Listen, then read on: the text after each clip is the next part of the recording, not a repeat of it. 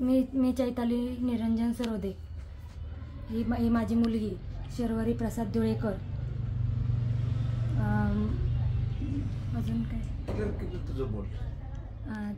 2000 झालं होतं आणि नंतर मला मुलगी झाली आणि माझे मिस्टर वारले, त्यांना ब्रेन ट्यूमर होता आणि त्याच्यामुळे आणि माझे पप्पासुद्धा वारलेले आणि माझ्या आईने दुसरं लग्न केलेलं आहे आणि माझी आई मला विचारत नाही आणि माझ्या मुलीलासुद्धा तिची आजी विचारत नाही।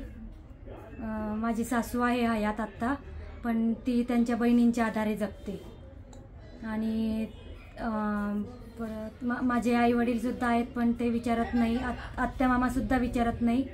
आत्या मामांकडे आम्ही एक दीड महिना राहिलो, पण माझ्या मामांनासुद्धा कॅन्सर झालेला आहे, म्हणून माझी आत्या मला म्हटली की तुमचं आम्ही कसं काय सांभाळ करू, माझ्या मिस्टरांचंच मला करावं लागतं, खर्च पाणी आहे खूप माझ्यासाठी, त्याच्यामुळे तुम्ही या घरातून निघून जा ना, आम्हाला घर नाही काही नाही।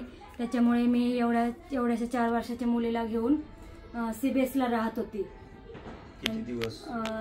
8-15 दिवस आम्ही CBSला राहिलेलो आहे आणि नंतर मग CBSला सुद्धा राहिलेलो आहे आणि लोकांच्या नजरा वाईट असतात, त्याच्यामुळे पोलिसांनी आम्हाला तिथून सुद्धा हाकलून दिलं आणि मग एका दादांनी आम्हाला